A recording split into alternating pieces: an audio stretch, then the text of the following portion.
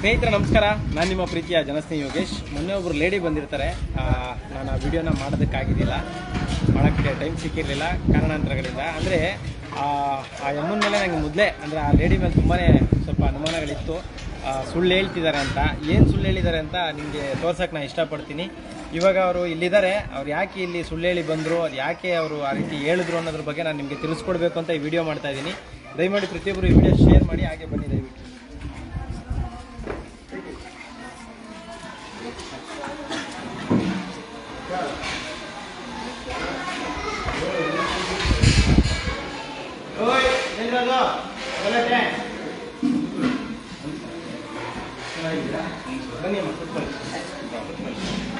ಯಾವ ಊರು ನಿಮ್ಮದು? ಸರ್ ದಾವಣಗೆರೆ. ನಮ್ಮದು ದಾವಣಗೆರೆ. ಇಲ್ಲ, ಮೊನ್ನೆನೇ ಅವರು ಬಂದಾಗ ನನಗೆ ಅನುಮಾನ ಇತ್ತು. ನಾನು ಸ್ವಲ್ಪ ಬ್ಯುಸಿ ಇದ್ದೆ, ಕೆಲಸದ ಒತ್ತಡದಲ್ಲಿ ನನಗೆ ಲೈವ್ ಮಾಡೋಕ್ಕಾಗಿಲ್ಲ. ಆಲೇ ಅವ್ರು ಬಂದು ಒಂದು 5-6 ದಿನ ಆಗ್ತಾ ಇದೆ. ನನಗೆ ಕಾರಣಾಂತರಗಳಿಂದ ಬ್ಯುಸಿ ಇರೋದ್ರಿಂದ ನೋಡಮ್ಮ ಲೈವ್ ಮಾಡೋಕ್ಕಾಗಿಲ್ಲ. ಸೊ ಇವ್ರು ಏನಾಗಬೇಕು ನಿಮಗೆ? ಸರ್ ನನಗೆ ಚಿಕ್ಕಮ್ಮ ಆಗಬೇಕು. ಅವ್ರು ಬಂದಾಗ ನಮ್ಮ ಹತ್ರ ಏನು ಹೇಳ್ತಾರೆ ಅಂದರೆ, ನನಗೆ ಯಾರೂ ಇಲ್ಲ, ನಾನು ಅನಾಥೆ, ರೋಡಲ್ಲಿ ಮಲಗ್ತಾ ಇದ್ದೆ, ನನಗೆ ಮಕ್ಕಳಿಲ್ಲ, ಗಂಡ ಇಲ್ಲ, ಅಣ್ಣ ತಮ್ಮ ಇಲ್ಲ, ಯಾರೂ ಇಲ್ಲ ಅಂತ ನನ್ನ ಹತ್ರ ಸುಳ್ಳು ಹೇಳಿರ್ತಾರೆ. ಸೊ ಒಂದು ಮಾನವೀಯತೆ ದೃಷ್ಟಿಯಿಂದ ನಾವೇನು ಮಾಡ್ತೀವಿ, ಒಬ್ರು ಹೆಣ್ಮಕ್ಳು ರಾತ್ರಿ ಬಂದಾಗ ನಾವು ಆಚೆ ಕಳ್ಸೋಕ್ಕಾಗಲ್ಲ. ಸೊ ಆ ಮಾನವೀಯತೆ ದೃಷ್ಟಿಯಿಂದ ನಾವು ಕರ್ಕೊಂಡು ಬಂದು ಇಲ್ಲಿ ಲೆಟ್ರ್ ಮಾಡಿಸಿ ಪೊಲೀಸ್ ಸ್ಟೇಷನ್ ಕರ್ಕೊಂಡೋಗಿ ಎಲ್ಲ ಮಾಡಿ ಇಟ್ಟಿದ್ದೀವಿ. ಈಗ ನಿಮಗೆ ಇಲ್ಲಿರೋದು ಹೇಗೆ ಗೊತ್ತಾಯ್ತು ನಿಮಗೆ? ಸರ್ ಅವರು ಪ್ರತಿ ಸಲ ಮೊಬೈಲಲ್ಲಿ ನಿಮ್ಮದೇ ವಿಡಿಯೋಸ್ ಅವೆಲ್ಲ ನೋಡ್ತಾ ಇದ್ರು. ನಮಗೆ ಅದ್ರ ಮೇಲೆ ಡೌಟ್ ಬಂದು ನಾವು ಎಲ್ಲ ನಿಮ್ಮದು ಸರ್ಚ್ ಮಾಡಿದ್ವಿ ಸರ್. ಮೊಬೈಲ್ ವಿಡಿಯೋಸ್ ಎಲ್ಲ ನಿಮ್ದು ಅಡ್ರೆಸ್ ಅದ್ರ ಒಳಗಿತ್ತು. ಅದು ನೋಡ್ಕೊಂಡು ನಾವು ಬೆಳಗ್ಗೆನೆ ಬಿಟ್ಕೊಂಡು ಇವಾಗ ಬಂದಿದ್ವಿ ಸರ್. ನಾವು ಊರಿಂದ ದಾವಣಗೆರೆ ನಿಮ್ಮದು? ಹ್ಞೂ ಸರ್, ದಾವಣಗೆರೆ. ಕೆಲಸ ಮಾಡ್ತೀರಾ ನೀವು? ಸರ್ ನಾವು ಹೋಟ್ಲಲ್ಲಿ ಕೆಲಸ ಮಾಡ್ತೀವಿ. ನಾವು ನಿಮ್ಗೆ ಏನಾಗಬೇಕಮ್ಮ? ನಮಗೆ ತಂಗಿ. ಎಷ್ಟು ವರ್ಷದಿಂದ ನೀವು ನೋಡ್ಕೊಂತ ಇದ್ದೀರಿ? ಸರ್ ಈಗ ಅವರು 15 ವರ್ಷದಿಂದ ನಮ್ಮ ಮನೇಲೇ ಇದ್ದಾರೆ ಸರ್. 15 ವರ್ಷದಿಂದ ಅವ್ರ ಗಂಡ ತೀರ್ಕೊಂಡೋದ್ರು, ಮಕ್ಕಳಾಗಿಲ್ಲ, ಅತ್ತೆ ಮನೇಲಿ ಸರಿ ಇಲ್ಲ ಅಂತಂದು ನಾವೇ ಕರ್ಕೊಂಡ್ಬಂದು ಇಟ್ಕೊಂಡಿದ್ದೀವಿ ಸರ್. ಈಗ ಬರೋದಕ್ಕೆ ಕಾರಣ ಏನು? ಅವ್ರಿಗೆ ಮನೆ ಬಿಟ್ಟು ಹೇಳಿದೆ? ಏನಿಲ್ಲ ಸರ್, ಕೆಲಸ ಅಂತೂ ಮಾಡಲ್ಲ, ಏನಿಲ್ಲ ಎಂತಿಲ್ಲ. ಮೊನ್ನೆ ಚಿಕ್ಕಮ್ಮರೆಲ್ಲ ಊರಿಗೆ ಹೋಗಿದ್ರು. ನಮ್ಮ ತಾಯಿನೂ ಬೆಡ್ ಪೇಷಂಟು, ನನ್ಗೆ 2 ಮಕ್ಳಿದ್ದಾವೆ. ಅವ್ರಿಗೆ ಒಂಚೂರು ನೋಡ್ಕೊಳ್ರಿ ಅಂದ್ರೆ ನೋಡ್ಕೊಳಕ್ಕಾಗಿಲ್ಲ. ಅಷ್ಟಕ್ಕೆ ಸಿಟ್ಟು ಮಾಡ್ಕೊಂಡ್ ಬಂದ್ಬಿಟ್ಟಾರೆ. ಬೆಳಗ್ಗೆ ಹೇಳ್ದೆ 5 ಗಂಟೆಗೆ ಮನೆ ಬಿಟ್ಟು. ಸ್ನೇಹಿತರೆ, ಈಗ ನಮ್ದೊಂದು ಆಶ್ರಮ ಇದೆ ಅನ್ನೋ ಕಾರಣಕ್ಕೆ ಏನು ಮಾಡ್ತಾರೆ ಅಂದರೆ, ಎಲ್ಲೆಲ್ಲಿಂದನೋ ಬಂದ್ಬಿಡ್ತಾರೆ. ಸೀದಾ ಬಂದ್ಬಿಟ್ಟು ನಾನು ಅನಾಥೆ, ನಂಗೆ ಯಾರೂ ಇಲ್ಲ, ನಾನು ರೋಡಲ್ಲಿ ಮಲಗ್ತಾ ಇದ್ದೀನಿ, ನಾನು ಅಕ್ಕ ತಂಗಿ ಇಲ್ಲ, ಅಣ್ಣ ತಮ್ಮ ಇಲ್ಲ ಅಂದಾಗ ಒಂದು ಮಾನವೀಯತೆ ದೃಷ್ಟಿಯಿಂದ, ಅದರಲ್ಲೂ ಹೆಣ್ಮಕ್ಳು ಬಂದಾಗ ನಾವು ನಿಜವಾಗ್ಲೂ ಅವ್ರನ್ನ ಹೋಗಿ ಅಂತ ತೆಳ್ಳೋದಕ್ಕೆ ಬರಲ್ಲ. ನಾವು ಅವ್ರದ್ದು ಕಣ್ಣೀರು, ಅವ್ರ ರೀತಿ ಎಲ್ಲ ನೋಡ್ಬಿಟ್ಟು ಏನೋ ಇರ್ಬೋದು, ನಿಜವಾದ ಸಮಸ್ಯೆ ಇರ್ಬೋದು ಅಂತೇಳಿ ನಾವು ಸೇರಿಸ್ಕೊಂಡು ನೀವು ನಂಬ್ಬಿಡ್ತೀರ. ಏನು ಮಾಡೋಣ, ಬೇರೆ ಆಪ್ಷನ್ ಇಲ್ಲ ನಮಗೆ. ಇಲ್ಲಿ 120 ಜನ ಊಟ ಮಾಡುವಾಗ ಅವ್ರದ್ದೊಂದು ತೂಕ್ತೇನು ದೊಡ್ಡದಲ್ಲ ನಮಗೆ. ಹಂಗಾಗಿ ನಾವೇನು ಮಾಡ್ತೀವಿ, ಇರಲಿ ಅಂದ್ಬಿಟ್ಟು ನಾವು ಸೇರಿಸ್ಕೊಂಡು. ಬಟ್ ವಾಸ್ತವ್ಯನೇ ಬೇರೆ ಇರುತ್ತೆ, ಸತ್ಯನೇ ಬೇರೆ ಇರುತ್ತೆ. ನಾವು ಇಲ್ಲಿ ಇರ್ಬೋದು ಅಂತಂದು ಹುಡ್ಕೊಂಡ್ ಬಂದ್ವಿ ಸರ್. ಕರೆಕ್ಟಾಗಿ ಸಿಕ್ಕರು.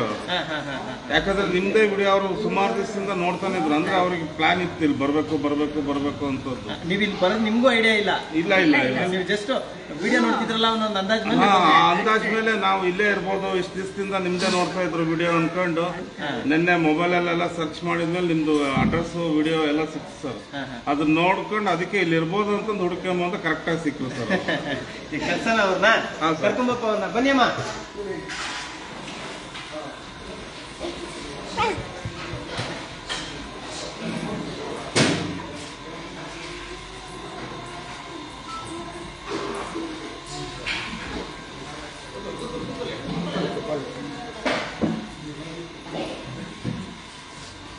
ಬನ್ನಿ ಕೂತ್ಕೊಳ್ಳಿ.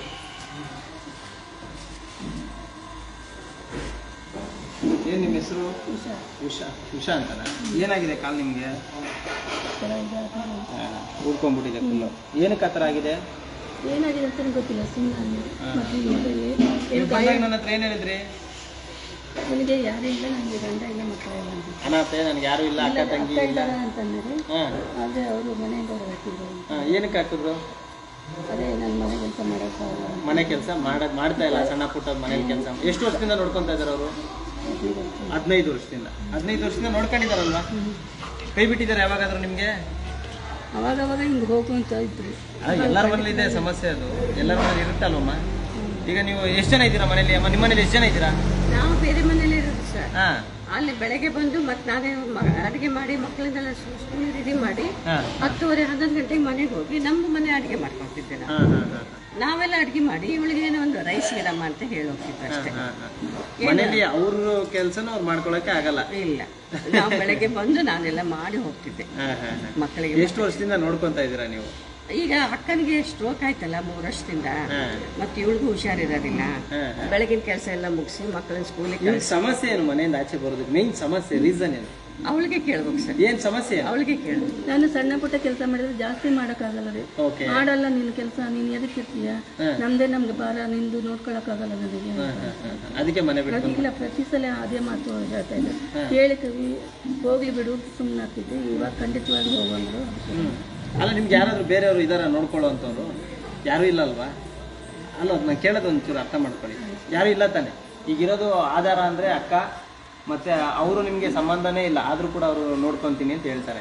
ಅಂಥವ್ರು ನೀವು ಮನೆ ಬಿಟ್ಟು ಈಗ ನೋಡಿ 4 ಜನ ಇರೋ ಮನೇಲೆ ನಿಮ್ಮ ಕೈಲಿ ಇರೋಕ್ಕಾಗ್ತಾ ಇಲ್ಲ ಅಂದರೆ ಇಲ್ಲಿ 120 ಜನ ಇರ್ತಾರೆ. ಹೆಂಗಿರ್ತೀರಾ ಇಲ್ಲಿ ನೀವು ಅಲ್ವಾ? ಯಾವಾಗಲೂ 24 ಗಂಟೆ ನಾವು ನಿಮ್ಮ ಹತ್ರನೇ ಕೂತಿರೋಕ್ಕಾಗಲ್ಲ ಅಲ್ವಾ? ಆಗತ್ತಾ? ಮತ್ತೆ ಇಲ್ಲಿ 120 ಜನ ಅವ್ರು ಇವ್ರ ಮಧ್ಯದಲ್ಲಿ ಹೆಂಗಿರ್ತಾರೆ? ಈಗ 4 ಜನ ಇರೋ ಮನೇಲೆ ನಿಮ್ಮ ಕೈಲಿ ಇರೋಕ್ಕಾಗಲ್ಲ ಅಂದರೆ 120 ಜನ ಇರೋ ಜಾಗದಲ್ಲಿ ಹೇಗಿರ್ತೀರಾ ನೀವು? ತಪ್ಪು ತಾನೇ ನೀವು ಮಾಡಿರೋದು. ಏನೋ ದೊಡ್ಡ ರೀಸನ್ನು, ದೊಡ್ಡ ಪ್ರಾಬ್ಲಮ್ಮು, ಏನೋ ಮನೆಯಿಂದ ಕುತ್ಕೊಂಡು ತೆಳ್ಳೆ ಬಿಟ್ಟಿದ್ದಾರೆ ಅಂತ ಅಂದರೆ ತಪ್ಪು. ಎಲ್ಲ ಬರ್ಬೋದು, ಮನೆ ಬಿಟ್ಟು ಬರ್ಬೋದು ಅನ್ಕೊಂತೀನಿ. ಅದು ಏನು ಮನೇಲಿ ಸಣ್ಣ ಹೋಗಿದ್ದು ವಿಡಿಯೋ ಕೂಡ ಇದೆ ಸರ್. ಮನೆಯಿಂದ ಹೆಂಗ ಹೋಗಿದ್ದಾರೆ, ಎಷ್ಟು ಗಂಟೆಗೆ ಹಿಂದ್ಗಡೆ ಬಾಗ್ಲಿಂದ ಬಂದು ಎಲ್ಲ ಹೋಗಿದ್ದಾರೆ. ವಿಡಿಯೋ ಕೂಡ ಇದೆ ಸರ್.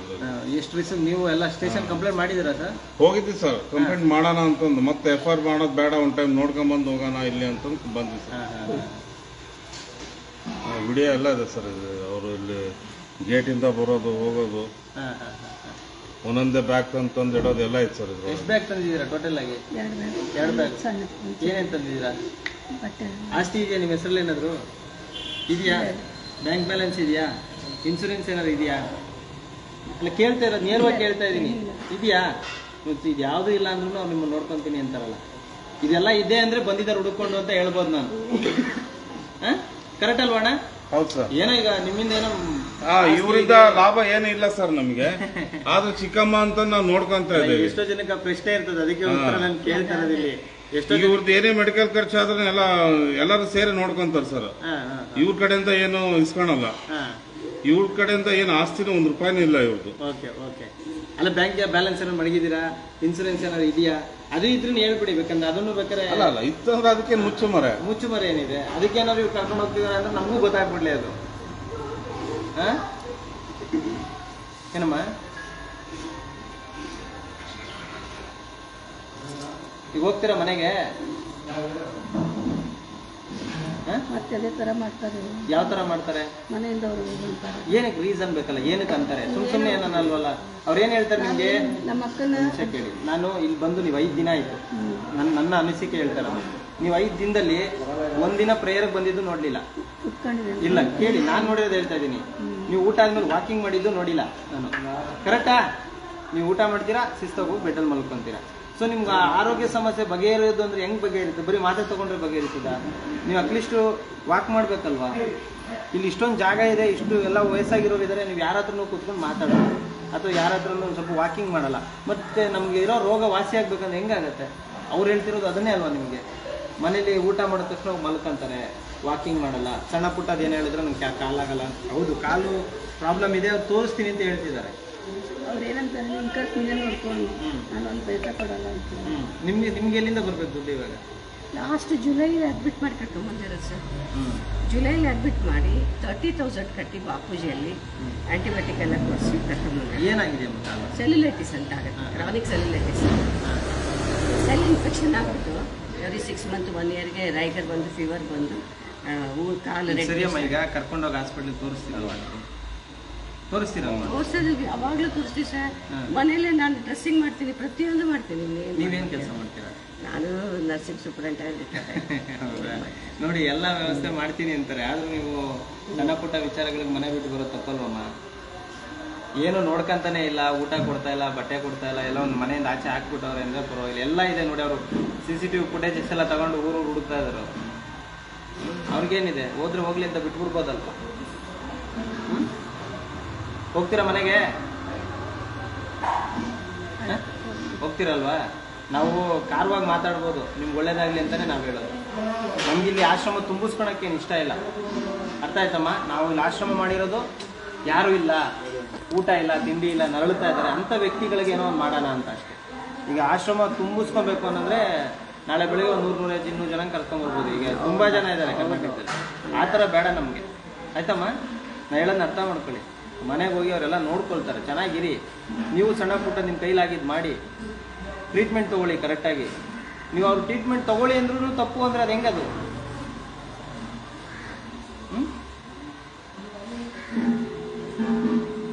ಇಲ್ಲಿ ಕಾಲಿದ್ದಿ ನೋಡೋಣ ನಿಮಿಷ. ನೋಡಿ ಫುಲ್ಲು ಇದಾಗ್ಬಿಟ್ಟಿದೆ, ದಯವಿಟ್ಟು ಅಡ್ಮಿಟ್ ಮಾಡೋಣ. ಹ್ಞೂ ಸರ್, ಮಾಡ್ತಿದ್ದೇವೆ. ಅವ್ರು ಮಾಡ್ಕೊಂಡು ಅಲ್ಲಿಂದ ಬಂದಮೇಲೆ ಒಂಚೂರು ಅವರು ಕೇರ್ ತೊಗೋಬೇಕು ಸರ್. ಎಲ್ಲದೂ ನಾವೇ ಮಾಡೋಕ್ಕಾಗಲ್ಲ. ಅವರು ಒಂಚೂರು ಕೇರ್ ತೊಗೊಂಡು ಅವ್ರು ಸೆಲ್ಫ್ ಕೇರ್ ತೊಗೊಂಡ್ರೆ ಆಗುತ್ತೆ. ಬಿಸಿನೀರಲ್ಲಿ ಒಂಚೂರು ಉಪ್ಪು ಹಾಕಿ, ಮೊಸರಿನ ಹಾಕಿ, ಕಾಲು ಸ್ವಲ್ಪ ಎಲ್ಲ ವಾಶ್ ಮಾಡಿ ಮಾಯ್ಶ್ಚರ್ ಆಗಿರ್ಬೇಕಮ್ಮ. ಈಗ ಹಿಂಗೆ ಏನಕ್ಕೆ ಕಳ್ತಿದ್ದೀರಾ? ಬೇರೆನ ಟಾರ್ಚರ್ ಮಾಡ್ತಾರ? ಹೋಗ್ಲಿ ಇದ್ರೆ ಹೇಳಿಮ್ಮ, ಬೇಕಾದ್ರೆ ಕಳ್ಸಲ್ಲ. ಬೇರೆನ ಟಾರ್ಚರ್ ಮಾಡ್ತಾರೆ ನಿಮಗೆ. ಮತ್ತೆ ಸಣ್ಣ ತಪ್ಪುಗೆಲ್ಲ ನೀವು ಮನೆ ಬಿಟ್ಟು ಬಂದರೆ ಹೆಂಗಿರುತ್ತೆ ಹೇಳಿ ನೋಡೋಣ. ಎಲ್ಲರ ಮನೇಲಿ ಇರ್ತದೆ ಜಗಳ. ನಿಮ್ಮ ಮನೇಲಿ ಇಲ್ವಾ ಸರ್? ಐತೆ. ನಿಮ್ಮ ಮನೇಲಿ ಬೈಯಮ್ಮ? ನಿಮ್ಮ ಮನೇಲಿ ಬೈ ನೋಡೋಣ. ನಮ್ಮ ಮನೇಲಿ ನಮ್ಮ ಅಪ್ಪನೂ ಬೈತಾರೆ, ನಮ್ಮ ಅಮ್ಮನೂ ಬೈತಾರೆ. ಬೈತಾ ಇರ್ತಾರೆ. ಕೆಲಸ ಮಾಡಲ್ಲ ಅವರು. ಹಾಂ, ಎಲ್ಲ ಸಣ್ಣ ಪುಟ್ಟದಕ್ಕೆ ದಯವಿಟ್ಟು ಇನ್ನೊಂದ್ಸತಿ ಮನೆ ಬಿಟ್ಟು ಬರಬೇಡಿ ಅಮ್ಮ, ಆಯಿತಾ? ಹಾಂ, ದಯವಿಟ್ಟು ತಪ್ಪಾಗಿ ಅರ್ಥ ಮಾಡ್ಕೋಬೇಡಿ. ನಾನು ಹೇಳೋದು ನಿಮ್ಗೆ ಒಳ್ಳೇದಕ್ಕೆ ಹೇಳ್ತಾ ಇದ್ದೀನಿ. ಇಲ್ಲಿ ಜಾಗ ಇಲ್ಲ ಅಂತಾಗಲಿ, ಊಟ ಇಲ್ಲ ಆಗಲಿ ಕಳಿಸ್ತಾ ಇಲ್ಲ ನಾನು ನಿಮಗೆ, ಅರ್ಥ ಆಯ್ತಾ? ಎಲ್ಲರೂ ಇದ್ದು ಬೀದಿಗೆ ಬರಬಾರ್ದು. ಯಾರು ಇಲ್ದಿದ್ರೆ ಬೇಕಾದ್ರೆ ನಾವಿದ್ದೀವಿ, ಕಾಪಾಡ್ಕೋತೀವಿ. ಎಲ್ಲರೂ ಇದ್ದು ಬೀದಿಗೆ ಬಂದು ಅನಾಥವಾಗಿ ಸಾಯಿದ್ದು ಅದನ್ನು ನಾನು ಮಾಡೋವಂಥ ಕೆಲಸ ಆಗಬಾರ್ದು, ಆಯಿತಾ? ಸರಿನಮ್ಮ? ಕಷ್ಟ ಸುಖ ಬರಲಿ, ಏನೇ ಬರಲಿ, ಮನೇಲೇ ಅಡ್ಜಸ್ಟ್ ಮಾಡ್ಕೊಂಡು ಹೋಗ್ಬೇಕು. ಈ ವಯಸ್ಸಲ್ಲಿ ನಿಮ್ಗೆಲ್ಲ ಅನುಭವ ಆಗಿರುತ್ತೆ, ನಾನು ಹೇಳೋ ಅವಶ್ಯಕತೆ ಇಲ್ಲ. ಸರಿನಮ್ಮ? ಆಯ್ತು, ಥ್ಯಾಂಕ್ಸ್ ಅಣ್ಣ. ಸರ್ ನಮಸ್ತೆ, ಭಾಳ ಧನ್ಯವಾದಗಳು ಸರ್. ದಿವಸ ಇದು ಮಾಡಿ ನೀವು ನೋಡ್ಕೊಂಡಿದ್ದೀರ,